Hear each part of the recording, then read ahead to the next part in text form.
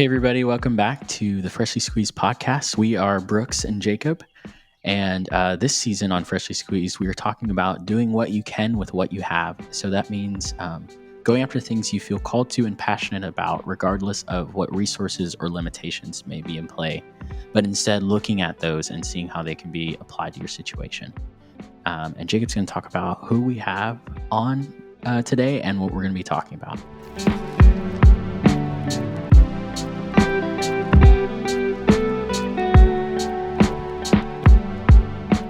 Today we have Baylee Wood joining us for the third time. Woot woot. Did you realize that? Yeah, and Brooks and I were talking about this.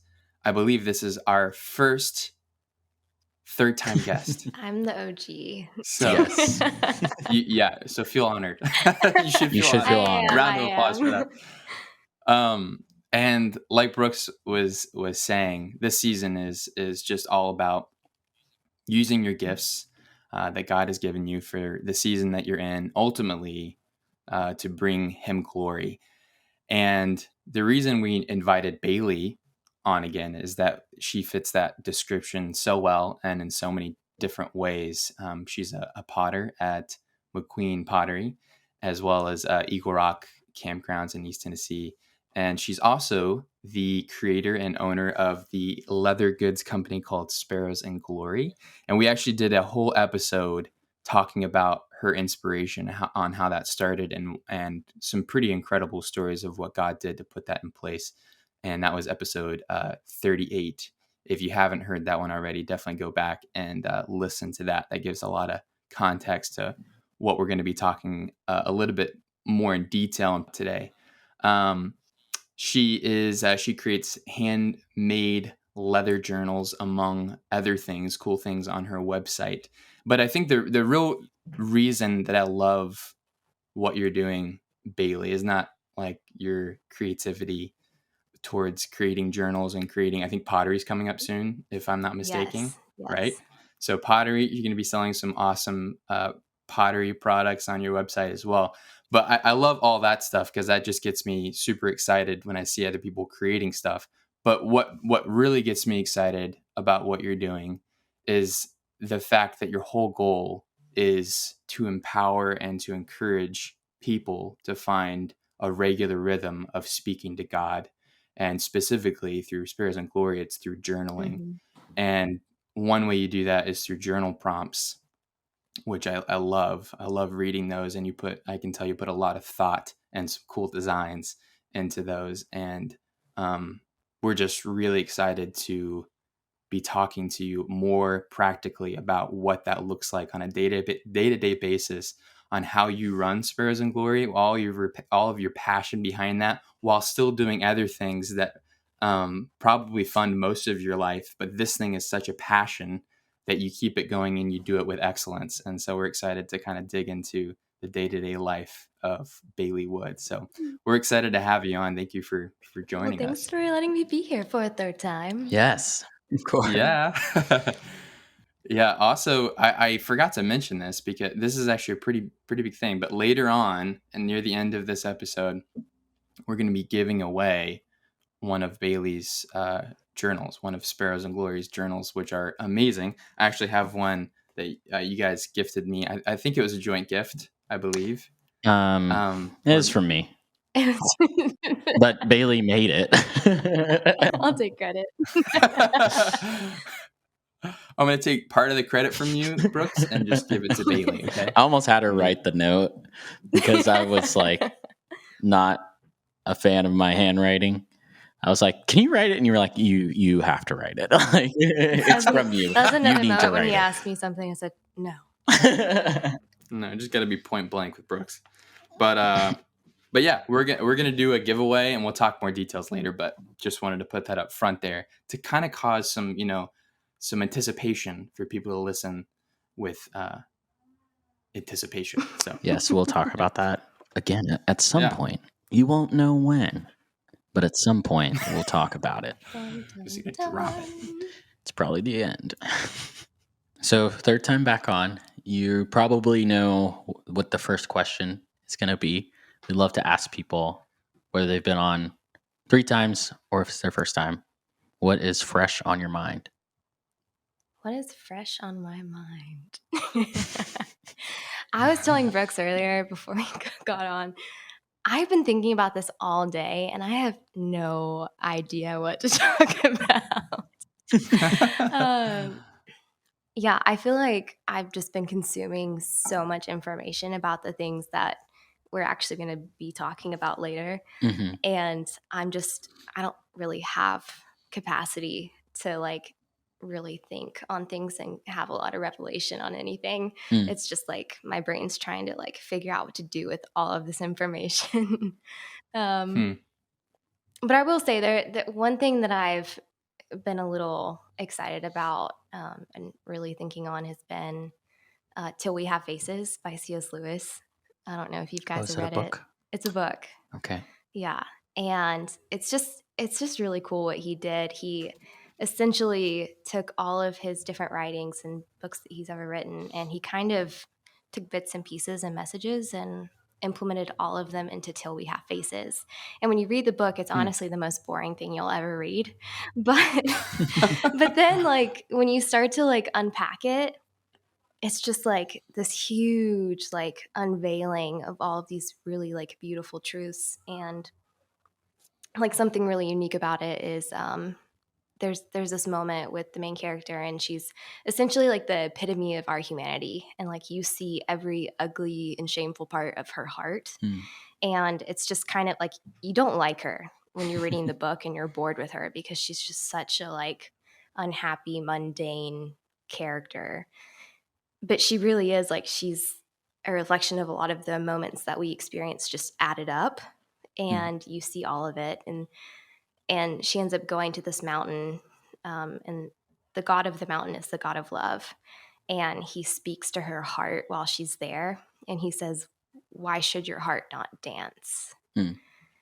And she has to come up with all these reasons all of a sudden, because she's like, yeah, why shouldn't it? And then all of a sudden she's like, wait, no, but I'm ugly, and no, I'm X, Y, and Z. And she has all these reasons of why her heart shouldn't dance. And I think that that's been such a cool phrase that I've been holding on to lately, because I was like, oh my gosh, like, I don't know how much I'm consciously aware of how much I'm choosing not to step into joy and into just like leaning into truths about who the Lord is in my everyday, that I could really lean into. Yeah, why shouldn't my heart dance because the Lord is faithful? Why shouldn't my heart dance because I have this job and I have all of these really wonderful friends and roommates, and just like the little things that make my day kind of what it is that I kind of overlook, and I'm just like, oh, it's just another day.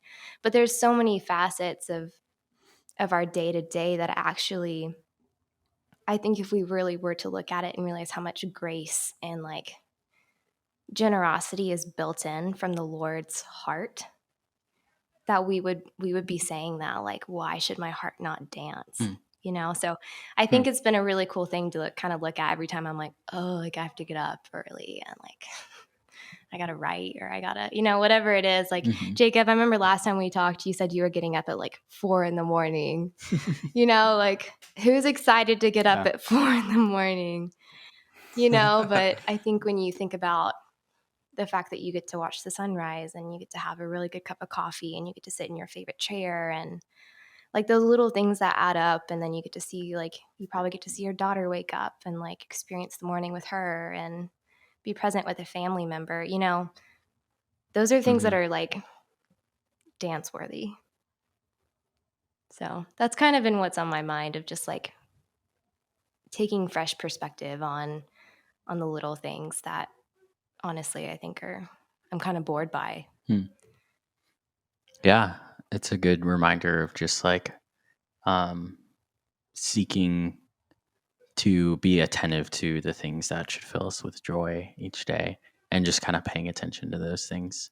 That's a really good way to sum up everything I just said.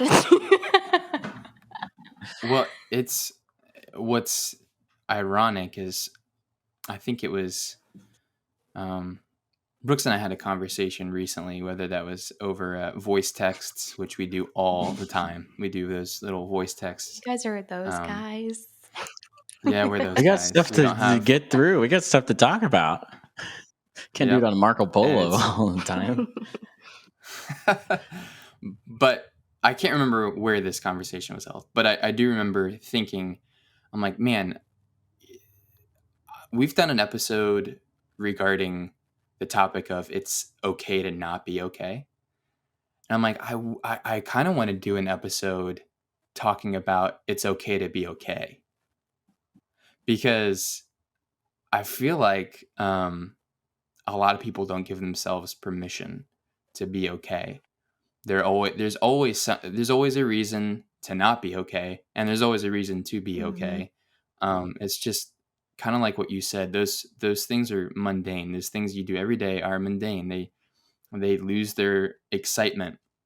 I live on the beach. I live like a quarter mile from the beach, and that's become mundane. And I'm like, man, everyone can find something to not be okay with, but the real kicker is when you decide to, I guess, be grateful for what you have, and see that you are okay, and be like actually live in that. Like, I miss that a lot too. You speaking of that, like, I think I've felt that a lot recently. I just haven't put it into words quite like you did.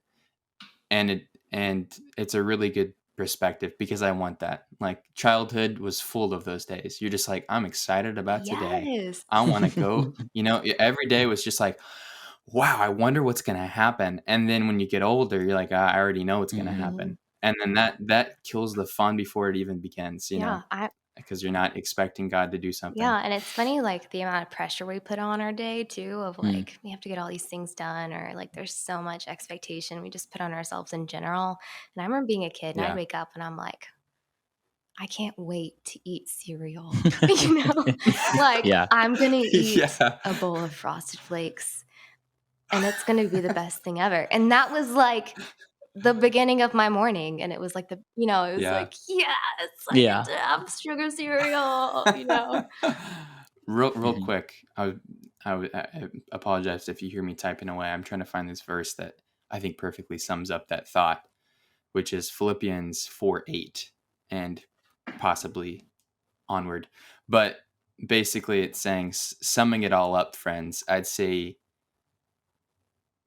you'll do best by filling your minds, meditating on things true, noble, reputable, authentic, compelling, gracious, the best, not the worst, the beautiful, not the ugly, things to praise, not things to curse. Put into practice what you have learned from me, what you heard and saw and realized. Do that, and God, who makes everything work together, will work you into his most excellent harmonies. Which, that's the Message version, but it's you I think that's a very familiar verse, but it's thinking about what is true changes everything, because it's always there. We just need to think on those things, as opposed to things that are of the world and the opposite of what God has for us. But Yeah. love And that it doesn't verse. mean that you don't have to acknowledge the realities going on around you. You can be going through a tough season, and your capacity for joy could still be just this like deep well, And I love, how did it phrase it again, of his most excellent harmony? Yeah, it said at the end, oh yeah, so do that, and God, who makes everything work together, will work you into his most excellent harmonies. I love that too, because I was listening to one of the Hellsters talk today, and just a podcast, and they were talking about how like if your instrument doesn't have tension in the strings, it can't produce any harmony. It can't produce any Wow. sound. And so how that tension is so important. And I think sometimes we're like, oh, like I just want life to be easy, and like it's funny how when like we do have the easy like good life, we're like, but Yeah. then when we have the tension, we're like, oh, I miss it when it wasn't like this. Yeah. Yeah. But like we need the tension, and I think that that's such a Hmm. beautiful picture of him putting us into his most excellent harmony. Yeah. I like how you That's a were beautiful saying, way to put like, it. I like how you're saying that it's okay to acknowledge things that are tough, because part of our theme of like doing what you can with what you have to first acknowledge what you have. So it's important to acknowledge those limitations instead of being like, oh, I can power through anything. And being like, no, sleep sometimes. You will die if you don't sleep. But it's super great to hear what's fresh on your mind right now. This will be a good time to kind of check in on Sparrows and Glory and where you're at. And so we got to hear what fires you up in general in life right now. And we'd love to hear what fires you up about running your own business right now. Okay. I love entrepreneurship. Yeah. Like, I love it. And the last I can time tell. I was on the podcast, I listened to it recently and I was like, I'm just not a businesswoman. No, I am a businesswoman and I love entrepreneurship. And like, Yes. I don't even recognize that person from however long ago that Yeah. was. I had no idea that I would get so excited about business. And like, it's just mind blowing how many men and women are out there right now, just like looking to serve people with what they're doing. And it's just like random everyday jobs that you were like, wow, that sounds really boring. But actually, like, their heart is so intentional behind what they're doing that they're like, you have a problem, I can empathize with that, and I want to serve you. And here's how I'm going to go the extra mile. And it's just like fascinating how people do that creatively.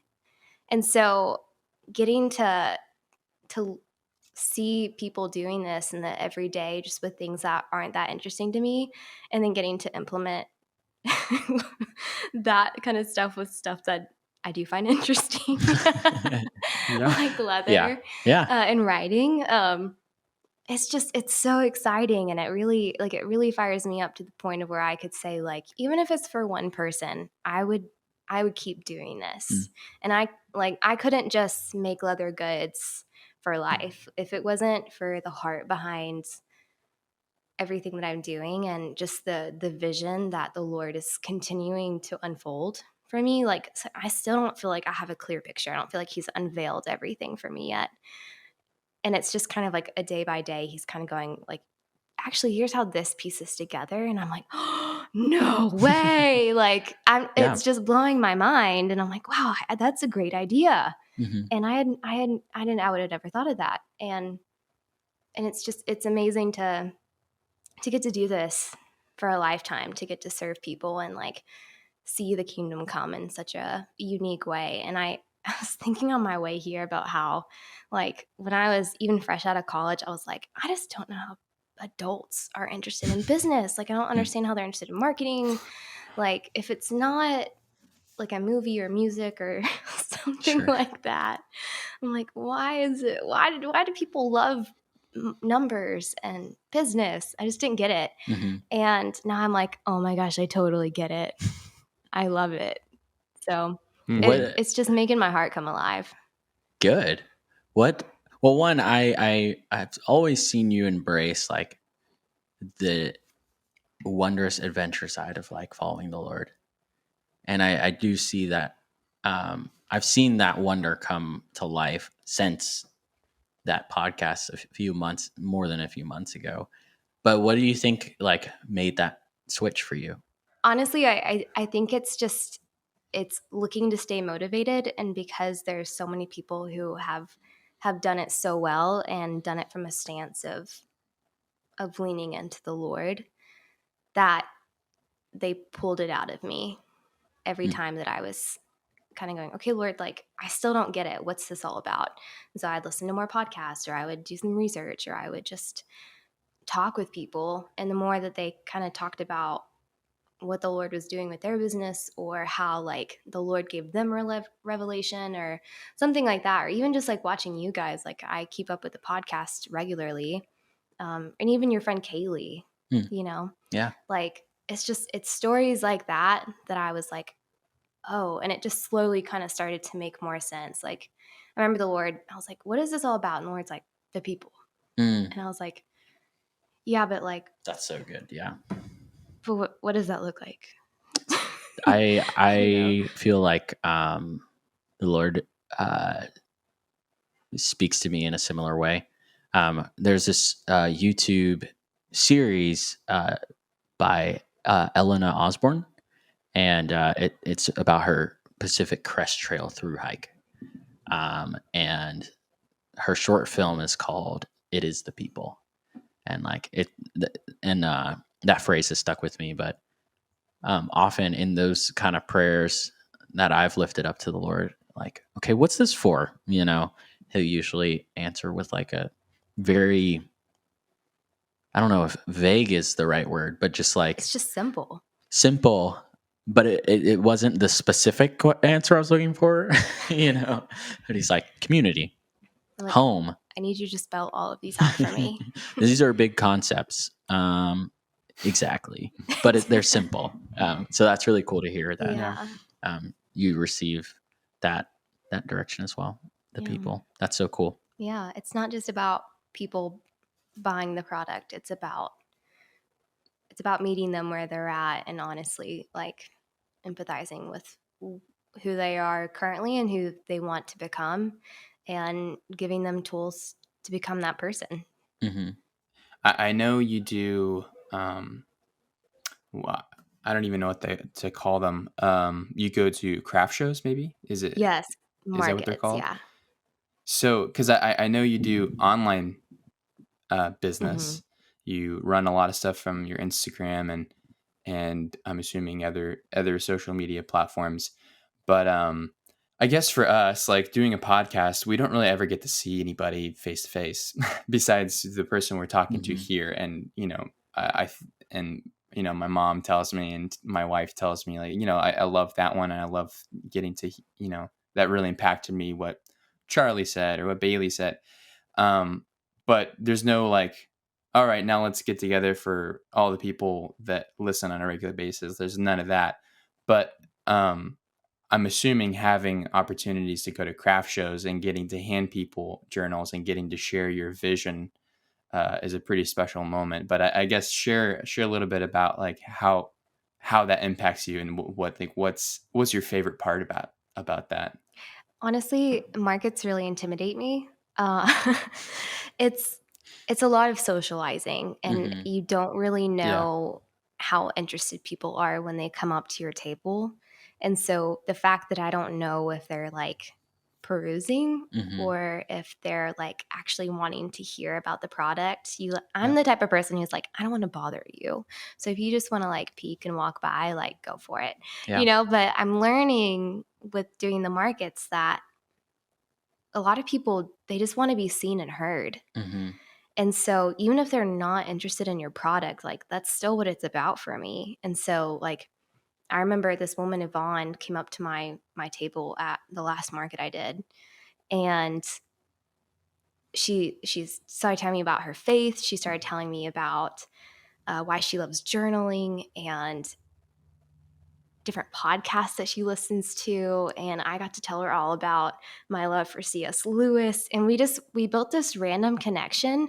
And then she ended up coming to the pottery studio like 5 days later, and I was the one she walked up to, and I was like, we met. And I got to we were kind of like, what's your name again? But I haven't forgotten her since then, and I was like, wow, like that's what it's about. That is the benefit of building those relationships, because I really do want to see and know these people and where they're at in life and the things that are inspiring them. And there's something, it just makes it worth it. Like all of the hours that you put in, like I'm more motivated to get up at 6 a.m. and write. Whereas like some mornings my alarm's going off and I'm like, I could sleep till 7, like that could be great. And then I think of Yvonne and I'm like, wow, like that was a random passing through conversation, but I actually learned a lot about her. And it was enough that she wanted to linger and talk more and share. So I don't know if that answers your question, but yeah. Well, honestly, I think it's like we're kind of made well for community and people we don't like. I guess I don't know if that should be a blanket statement or not. I love meeting new people, And even though I'm awkward sometimes, and my wife can like nudge me like that was like a little weird. I'm like, oh, was it? I'm sorry. I was just trying to like make somebody laugh or something. But I guess I love the opportunity to have those moments. And I'm in my office most days, all day. And I told Taylor today, I was I was just sitting in the office, and it's kind of I had a hard day focusing for some reason. It's just one of those days. And I'm like, hey, can I go get some like McDonald's? I need like, you want some McDonald's? And she's like, I want to get pizza. Like, okay, can you order it? And I'll go pick it up. I just want to get it out of the house and kind of like get out of the office and just be around people, even if I don't, talk to anybody. I just want to, and, anyway, I just think it's such a cool opportunity because really those are the moments when you listen to the Holy Spirit and when you're in step with the Spirit, that like you're just giving yourself opportunities to speak life into somebody. Like Yvonne, is that her name? Was that her name? Yvonne. Like random moments like that, and going to those craft shows or markets is such a cool opportunity. And I know you said that yourself, even though it's slightly like, ooh, I want to do the best that I can. I know that's probably what the heart is. Like, I want to be somebody that people are inspired by, and I want to be the best that I can be. And that's probably the tension that's in you. So it's like, it's a good place. It's like the good butterflies that come from it. But anyway, I wanted to ask a specific question about tension. We've mentioned tension a few times, and that analogy you mentioned, the Helsers talked about. You need tension to have the sound and the beauty come from an instrument. So, my question for you is, what has been the tension, like maybe like a thing that's been most difficult in running your own business so far? There's kind of two facets to my answer, and there's a social side and then just personal. So, and it all comes down to time management. Like I already work full time, and I'm pursuing other things on the side financially so that I can like be paying off student loans, and it's not like it's a whole different budget. And but after working a full day, being on your feet, like you're lifting heavy stuff, you're moving stuff, you're sweating a lot. It's a pottery studio, like, so you're filthy. I get home and I usually just want to sit. And I found that like managing my time, not being motivated by how I feel, is a super big place of tension for me. Because it's really easy to be like, I'm tired, I'll do it later. Or, oh, like I should sleep more. Like, I'm not going to get up early and do this thing.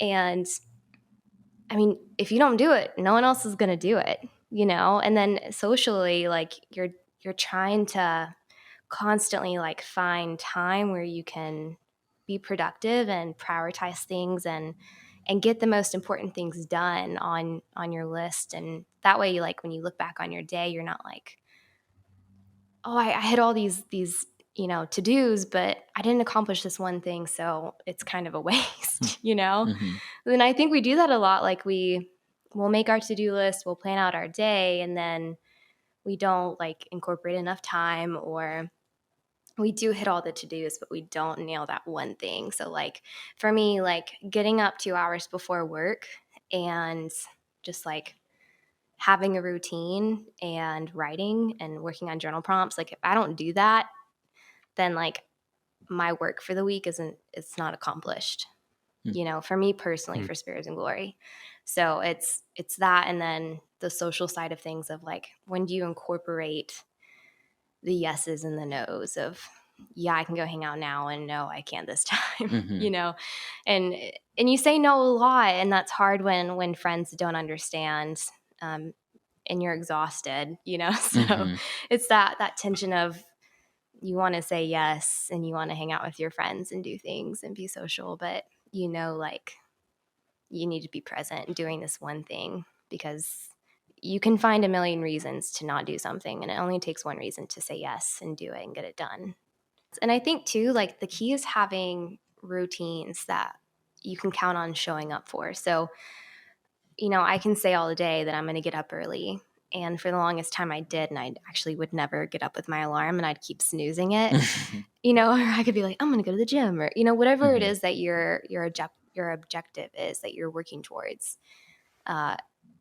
You can say all day you're going to do it, but there's something with the brain about having cues to go off of that help you just keep going. So for me, like when I wake up, I have 2 lamps I turn on. I turn them on in a certain order. I light a candle, and then I sit down at my desk and I write the date down and the time.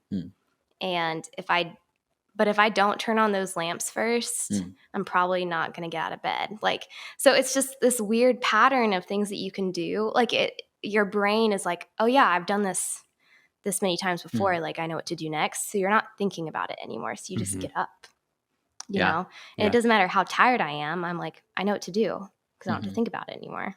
Whereas before it's like, oh, do I get coffee first? Do I put on pants? Like, do I, Are you, were those things you just came up with? You're like, I think this will be great for my brain. Or did you like pull those from different sources, those ideas? I definitely pulled the idea from StoryBrand. Okay. So it's called Business Made Simple. And a lot of the basis for what they teach is all about like motivation and work ethic and how to stay going when you don't feel like it, and just the science behind like your brain is like such an amazing organ, but like it's like a child still. So like you have to, unless you tell it things and give it cues, it won't know. So that's why like thinking on good things is so important, because like you may know, but like sometimes you have to like tell your brain to think on certain things, because your brain just knows to think on the very last thing that you thought of. And so sometimes like if it's negative, like let's say like, I don't know, you're practicing music and you did really bad. You could sit there and be like, man, I did terrible. And you could dwell on that, or you could tell your brain, no, I'm going to picture myself nailing that. Well, that's what your brain's going to dwell on because you told it to. So, and now all of a sudden that's a positive cue that every time you maybe don't do so great, to start thinking on actually like, what does it look like for me to nail that? And you can do it again and do it again and do it again. Yeah. And soon you're actually doing the thing that you're envisioning. Man, that's, I would imagine, and from experience and from reading statistics too, one of the hardest things to do for any entrepreneur, any creative, is to stay motivated, because there's no boss telling you, hey, you didn't show up, you didn't get your couple hours of writing in, so you get a pay cut, or whatever. You have nobody like that except for yourself, so you have to like you said, you've been saying, you have to train yourself to do that. And most of the time, it's, if the dream or the goal doesn't have a great purpose behind it, it's going to fall off.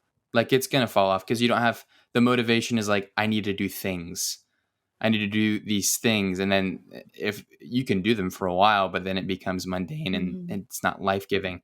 But I guess what keeps you motivated? I know there's some practical things there that you mentioned, that you do every day, and it's become a rhythm. But what keeps you motivated to do what you're doing for Sparrows and Glory and the writing and the journal prompts? I'm what you call like a 15,000-foot dreamer. So getting things done and staying motivated is it was down there. It was not a priority for me. In fact, like I hardcore would lean into FOMO of this thought of, I can do that later, and I don't need to put a ton of effort into this because there's a lot of other more fun things I could be doing right now. And so once I started to learn, no, for real, like your reality will be what you actually do. And that was it was kind of crushing to some extent because I was such a dreamer that I never would accomplish anything.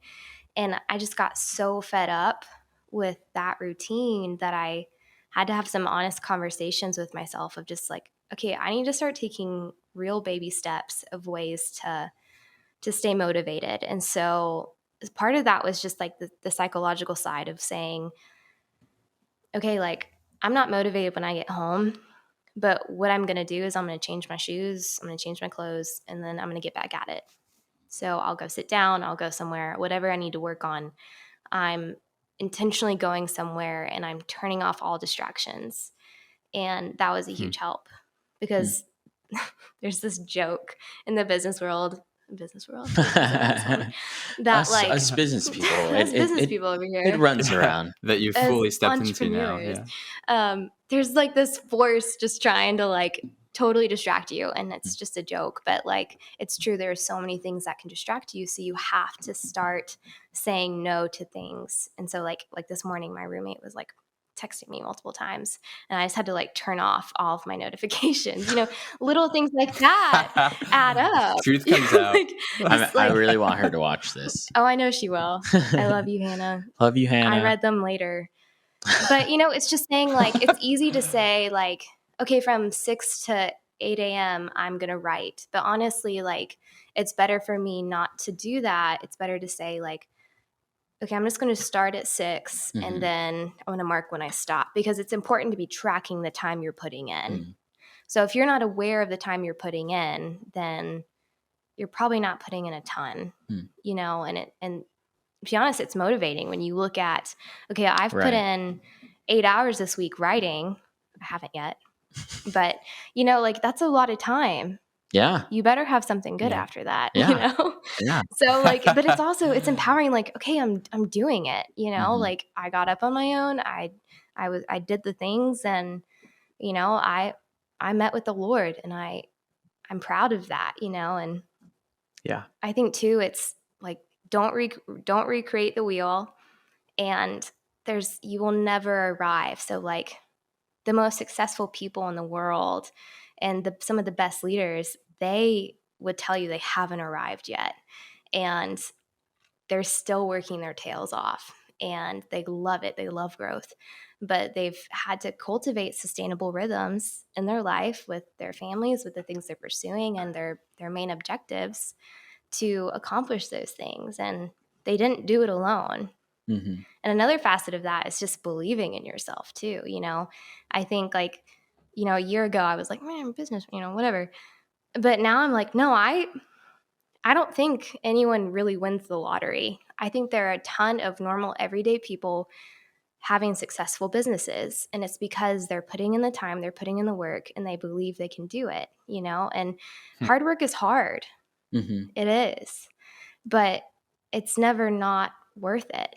It's always worth it, and I think if you're not constantly talking about yourself and talking about your business and it's actually about other people, you will stay motivated. So my pastor says something often, which I I always think I know what it is he's saying as he starts, but it's profound every time. But he's like, okay, picture who you want to be in 5 years. Picture that person. And then realize that person is made up of things you do right now, decisions you make today. That person will never be a reality if all you do is think about what you hope you will be. You are what you choose to do today. Like the thing where you'll be, where your business will be 5 years from now. So good. Is made up of things and decisions and time you put in today. And the word that keeps coming up in different ways that we talk about it is just being intentional with your time, with your thoughts, and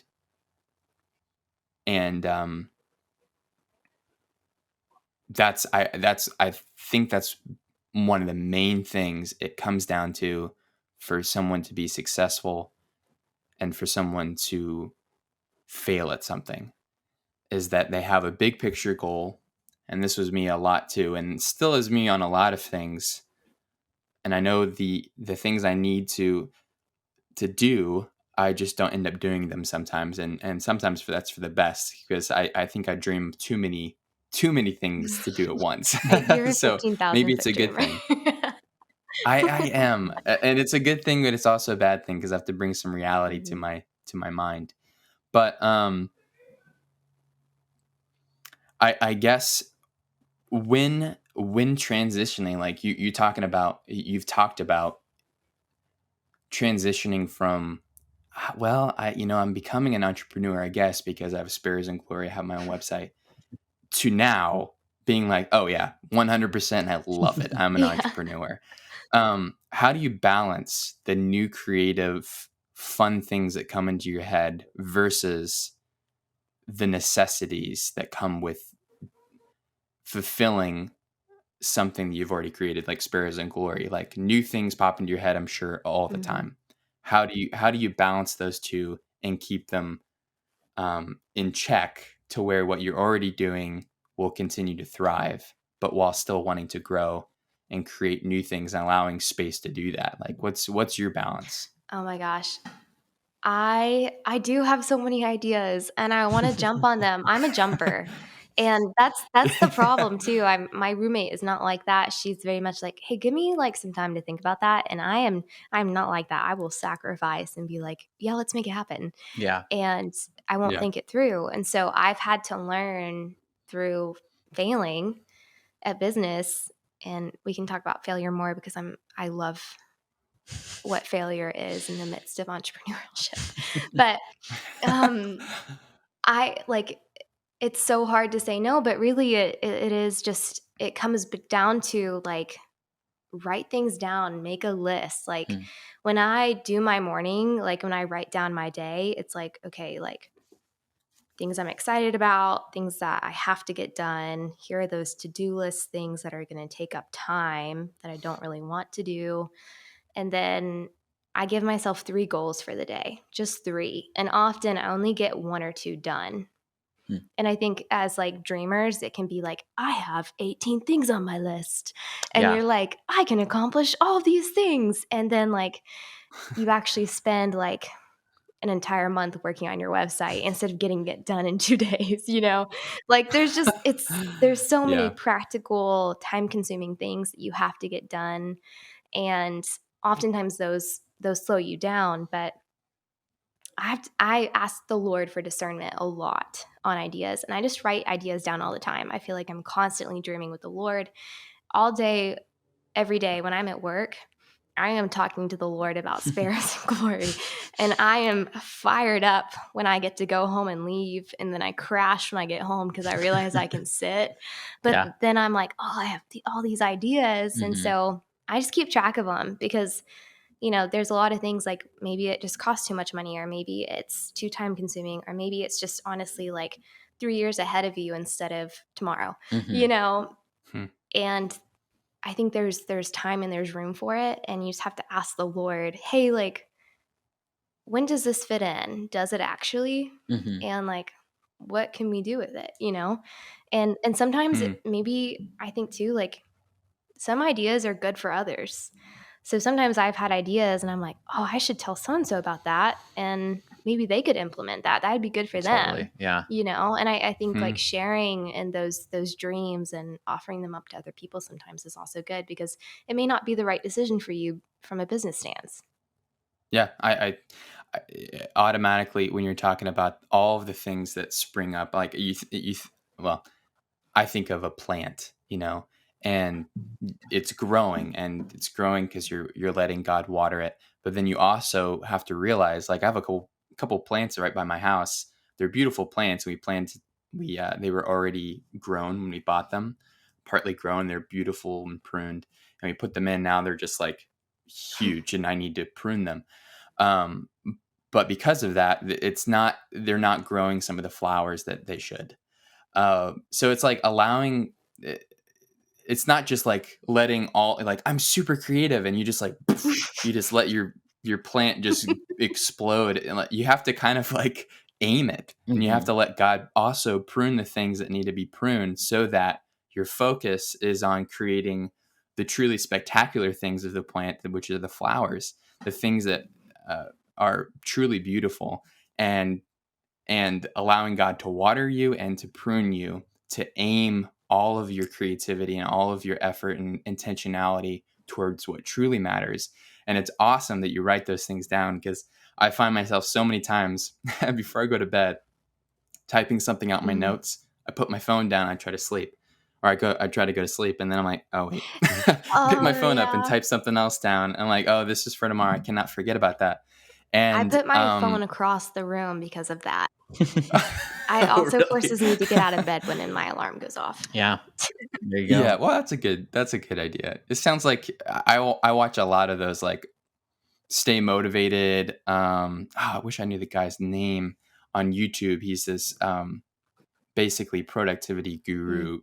Anyway, but I always watch all those videos and all these tips of, like, put your phone across the room, drink a glass of water when you first wake up, turn on 2 lamps and light a candle when you first wake up, stuff like that. I've heard that old great tips. But anyway, it's just, I guess it's really important to, like, find out what you love, what God's doing, and be intentional with that thing, and let God prune the rest, so that your focus is I guess effective. And recently I was listening, I obsessively listen to Business Made Simple and Marketing Made Simple. And I think Donald Miller and his co-host are just so funny, and they interview so many incredible people. But he was interviewing somebody recently, and it was about managing your time and really doing the things that are most effective. And you're essentially cutting your to-do list and your goals in half, and just leveraging your time for those specific things. That way you actually accomplish them. And he was talking about how, you really want to be thinking about, in the long run, is this sustainable? Do I want to be doing this for 10 plus years? Because it's really easy to pursue things and them not be successful, and you can kind of step away from it.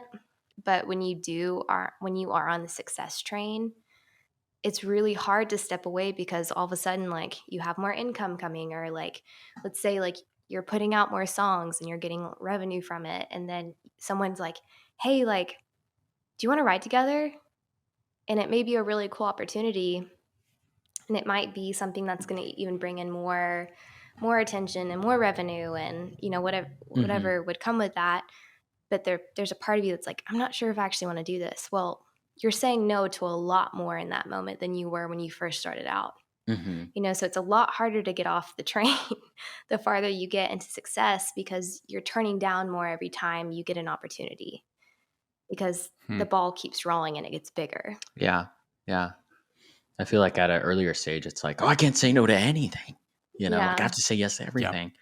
But even at that stage, knowing that, because you can easily overextend yourself even at a beginning stage. But also not. I think it's a maturity of holding opportunities in the right light. I think personally, I'm like gonna slow down playing out for the rest of the year, because I want to meet my goals of, like, recording and writing more. As much as I love playing, Scott just told me. I told that to Scott, and he said, "You want to do a house show in November?" And I said, "Yes." But I'm still learning to say no. Yeah. Well, and it's funny too, because recently, my goal for this year was to do more markets, and I told the Lord that, and then I didn't really see anything pop up, and I saw one and I did it, and I was like, where are all the rest of the markets, Lord? Like, we talked about this. I'm ready to say yes. I got the budget ready. Like, let's go. And then this week I've had like 5 pop up, and I said yes to 3 really quickly. And then I was like, oh, dang it. I can't say yes to anymore, because, like, logistically I have to think through, like, do I have the leather to make all of these journals to maintain the amount of products I need for 5 Hmm. days of selling, and like you have no idea how much you're actually going to sell. You may sell 2 journals, or you might say, let's say you sell 7, like you never know what it's going to look like. So I'm like, I don't, so I just had to ask the Lord, like, do I say yes? Do I keep saying yes? And the Lord is like, no, don't do that. And I was like, okay. But just know that I'm sad that I'm saying no, but also thanks for the opportunity. It's also interesting for you to be like, oh, I want to do so much more of this thing. And then the Lord's like, I'll give you what you can handle. Mm-hmm. You can handle 3. I was gonna ask you, what we talked about the 5-year vision, like the person you'd like to be in 5 years, but um, what does that look like for you in 5 years or 3 years or next year? Like what's some goals that you have in your mind that you're planning? Because it seems like you have a lot of vision for what you're doing, obviously. And you're very intentional about it. So I have no doubt you have some vision, but what's some stuff that you're looking forward to for the future of Sparrows and Glory? You kind of touched on it earlier, and it's really that in-person relationship side. And that's a weird way to phrase it, but there's so much that has been online and it's not been face to face. And I really feel like the heart Mm-hmm. behind what I'm doing is it's meant to be face to face. It's meant to be intentional. It's meant to cultivate relationships where sharpening and real conversations can happen, and like discipleship can happen. And so something that the Lord's been really revealing to me lately has been, for Psalms 84, my scripture behind my business, it's all about how the sparrow and the sprawling have a place in the court of the Lord.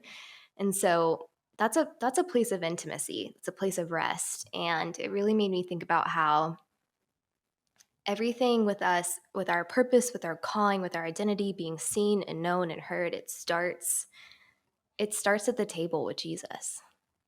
It starts there. It's not when you start walking in your gifts. It's not when you start pursuing and acting on, different objectives that are going to propel you forward in those things. And yes, those are good things and they are gifts, but your purpose and calling start before that, and it starts in communion with the Lord. And so I want to physically implement that. And Brooks and I had mentioned doing like a creatives brunch, but I really would love to do that. And it just be like, hey, like if you're an artist, or if you are just like even remotely interested in anything artistic and creativity and beauty, like let's go to brunch and let's have time around the table and have real conversations where we're talking about what the Lord is doing and what he's calling out in us. Because I do think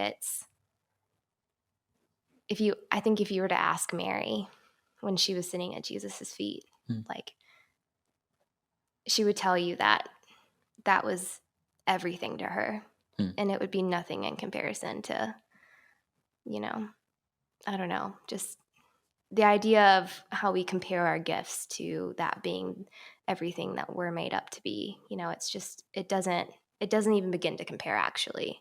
I think sometimes we're like, oh, do I spend time with the Lord? Do I find my, identity in what I'm doing or in him? And we always like to say that we definitely find our identity and our calling and purpose in the Lord. But oftentimes when we're pursuing things, we tend to find it in the process of creating and pursuing and the hard work and showing up. And at least I know I do. I'll admit that every day. So it's the idea of coming around the table with people and reminding them like, hey, like it starts here. It's not in you doing business. It's not in you making whatever, creating music, making journals, doing ministry. Yeah. It's here. Yeah. Yeah. It's I think it's a lot of it has to do with realizing how small we are and how humble we need to become to lay our plans down at his feet, no matter what that looks like. And a lot of people don't make it past that first step because they're afraid that God's going to ask them to give it up or to make it look different than what you have in your mind for it to look. whatever that is. I'm guilty of that a lot, even with stuff for Freshly Squeezed. Like I admit, I'm not the best at that all the time. A lot of times I just go off of what I would like to do. And I think what you said there, Baylee, about it starts from a place of not anything that you do, because we can't do anything that would amount to being accepted by God or anything. Like it's nothing that we do. It's all about Christ in us. And most of the time, well, I guess most stories that I'm thinking of, and maybe all of them in the Bible, people's ministries start from a place of brokenness and realizing that they can't do anything without Jesus. Mm-hmm. Then God starts using them, because that's the spot you have to start from, is realizing that it's not in your own strength. And usually, and even in the process, some people start and then they're humbled through the process and they're like, oh, oh, I'm nothing without God. I mean, and on that point too, I mean, one, the Lord spoke over Jesus and said he was delighted in him and he was well pleased. That was before Jesus started his ministry. Right. And then he went off, you know, so like he went out for 40 days right after that. And so the Lord said, like, you are my son, whom I can't even say it, whom I am well pleased in whom. And then after, it was immediately the question of, if you're the Son of God, you know. So I think that's really big. And I mean, if that's how it was for Jesus, it should be no different for us. But then also, everybody in Scripture, Old Testament, New Testament, like, nobody was qualified for the things they were called to, but the Lord equipped them, you know. And so I think a lot of times there are a lot of reasons people are afraid to step out towards success, towards their business ideas. And a lot of it comes back to whether like it's shame or it's something, and it's this not being enough. It'll never be enough. I can't accomplish, you know, and a lot of people are afraid to even succeed because of those things, because they're like, what do I do when I get there? Will I be enough? So unfortunately, we need to wrap things up. We have so many more questions for you, Baylee, but there's a few things that we need to cover before we finish off. I guess I want to ask specifically about, because we're about to get into some journal giving away time, and I just think it means so much more. We're not just going to give away a journal because, like, hey, free stuff, and more people may listen because of free stuff. Your whole goal, and you've talked about this throughout this whole episode, is to help encourage and empower people to go deeper in their relationship with Christ. And you do these things called journal prompts on your Instagram, on your social media, where you ask several deep questions and get people to think deeper about what they're going through, which I think is awesome. And if you're not already following Sparrows and Glory on, are you on Instagram and Facebook and other places, or is just Instagram and Facebook? Okay, Instagram and Facebook. Then you need to go follow her and follow what they're doing, because it's awesome. But we are going to give away a journal. How you enter is to sign up for Sparrows and Glory email newsletter. Step 2, go follow Sparrows and Glory on social media of your choice, or maybe both. Maybe do both. And then last one, and this will confirm that it's from listening to this episode and you signing up for this journal giveaway, is email Sparrows and Glory the code word Stay Fresh 2021. I guess that's multiple words, but the code phrase letters Stay Fresh 2021. So email that to Sparrows and Glory. What's the email that they should send that to? sparrowsandglory.co@gmail.com. Fantastic. Okay, and we'll put that in the show notes as well. So if you have won, if you're the winner, we will email you and we'll send you a journal and a really cool exclusive journal prompt specifically for you from Baylee on the topic of what it means to stay fresh. and I'm pretty excited to see. And it has yet to be written, so we'll see what she writes. And I'm excited to give this journal away. And thanks so much to all our listeners for tuning in this week. We hope you enjoyed the episode. Feel free to email us if you have any questions. Let us know what you thought about this episode, and follow us on our social media platforms as well. As always, stay fresh.